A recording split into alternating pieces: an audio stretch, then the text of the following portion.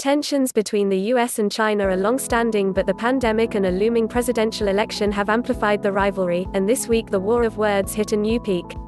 What's the US strategy? This week President Donald J. Trump turned a corner with his 2020 re-election campaign. "China will do anything they can to have me lose this race," he told the Reuters news agency. His sharpening rhetoric against Beijing marked a new phase in an effort to reframe an election that's been reshaped by the coronavirus pandemic. And it signaled rockier times for the already rocky relationship between the world's two biggest economies. The Trump campaign had planned to make America's booming economy its centerpiece, but that has tanked. And polls show decreasing support for the president in key battleground states amidst criticism of his corona crisis performance. Enter China, the origin of the pandemic and accused of acting too slowly to stop its global spread. The Republican strategy actually attacks the former Vice President, Joe Biden, the presumed Democratic nominee. Is there any evidence for coronavirus lab release idea? China and the US trade coronavirus conspiracy theories.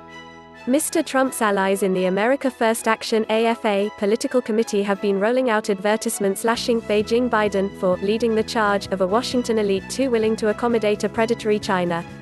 Mr. Biden has hit back with an advert that accuses the president of trying to deflect blame for his own slow response to the pandemic, and of being too trusting of China's initial information about the virus. The common element in these starkly different positions is that both campaigns believe it's good politics to argue their man will be strongest in taking on Beijing. If you look at the most recent Pew poll and Gallup poll, Americans' distrust of China, whether you're Republican or Democrat, is at an all-time high. Roughly 2/3 of the country, says the AFA's Kelly Sadler. This is a universal issue that Republicans and Democrats can both agree on. There's certainly been a dramatic uptick in negative views of China since Mr. Trump took office and dialed up the trade war. When it comes to Beijing's culpability for the corona crisis, however, he has regularly wavered, at times lavishing praise on President Xi Jinping, at times lashing the Chinese virus. But he's now started to adopt the hard-line campaign speak, vowing to make China pay for the damage. The aggressive rhetoric builds on a growing fury in the administration and amongst multiple lawmakers at the Chinese government's lack of transparency about a virus that has brought global disaster. Secretary of State Mike Pompeo has been out front on this. He regularly declares that the Chinese Communist Party can't be trusted. He focuses attention on Beijing's inability to contain the virus shortly after it emerged, and questions the security of its laboratories, all charges that China vigorously denies. There are concerns about China's behavior across the political spectrum, says Michael Green, who was an Asia advisor for President George W. Bush.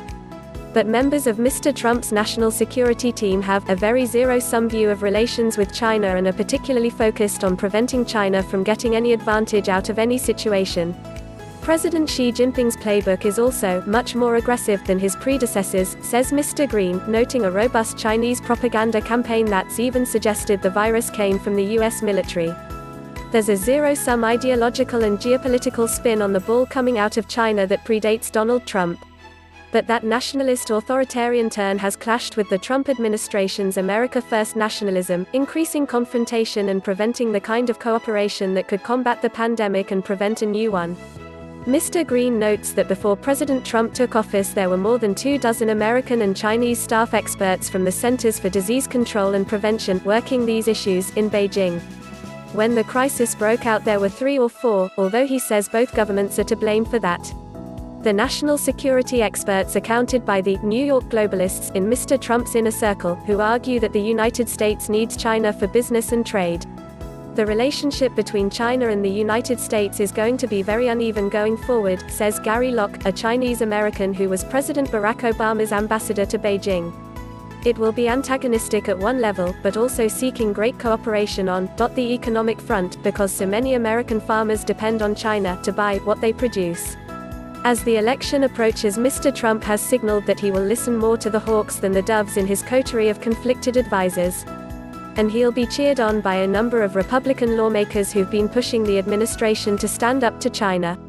Several have introduced legislation or floated ideas that would punish Beijing for concealing or distorting information about the coronavirus. The states of Missouri and Mississippi have taken the unprecedented step of suing for damages.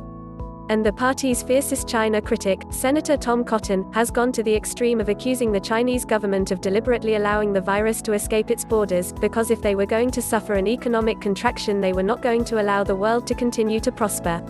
But his call to bring supply lines back to the United States will have bipartisan resonance, as the pandemic has focused glaring attention on America's dependence on China for drugs and medical equipment. Crucially, there's concern that the anti-China rhetoric is reinforcing an atmosphere of xenophobia already growing because of the pandemic, resulting in an increase of verbal and physical attacks on Asian Americans.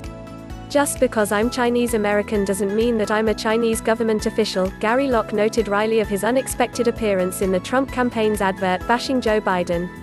Mr. Biden's team has also been criticized on the left for out-Trumping Trump rather than challenging a racist nationalistic conversation.